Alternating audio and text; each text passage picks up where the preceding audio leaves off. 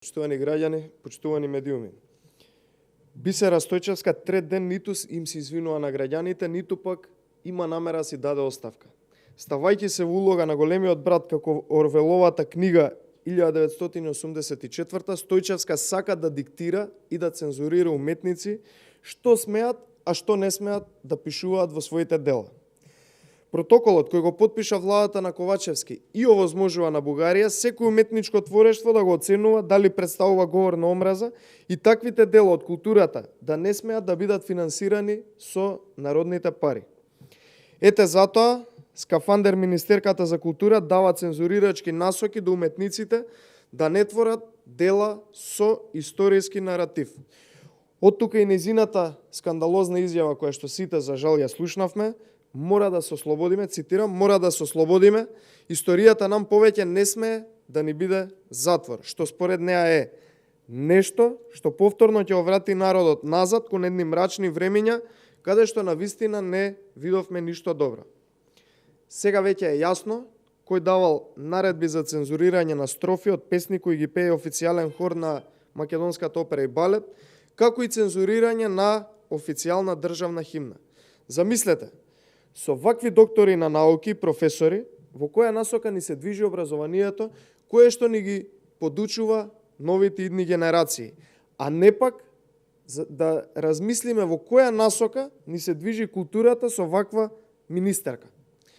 Според Бисера Костадиновска Стојчевска, безмалку најубавите филмски дела кои што ги има оваа држава, романи, песни и драми, треба да се зафрлат во подруми и да не се говори за историјата на Република Македонија. Нешто што е најсвето.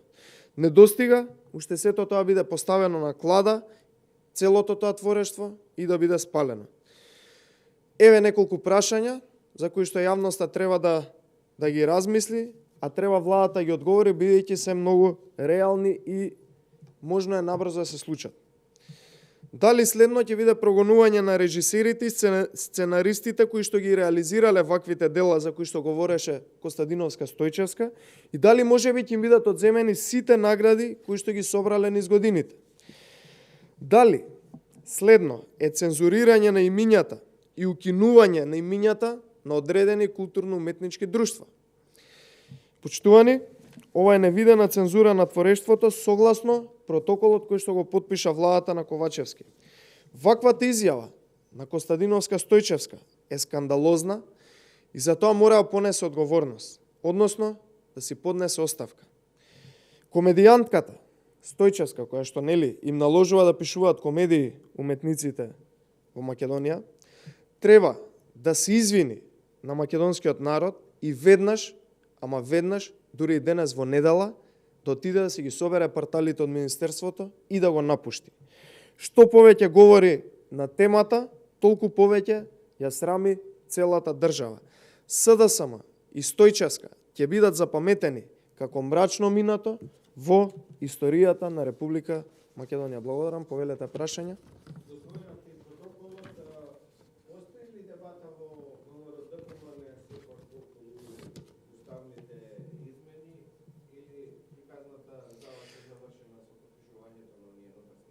На тоа прашање, дали постои дебата, мислам дека и повеќе не треба се одговара. Јасно е дека нема да има уставни измени, тоа е дедицирано од страна на ВМРО ДПМН.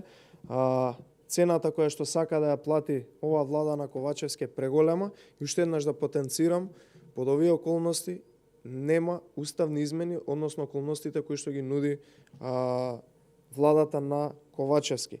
Не смее да се случи уште едно предавство на Република Македонија, кое што нормално потекнува од СДСМ, она кое што можам да го гарантирам од оваа говорница, она кое што го гарантира и претседателот на партијата Мицкоски, јавно го кажа, уставни измени нема да се случат. Благодарам.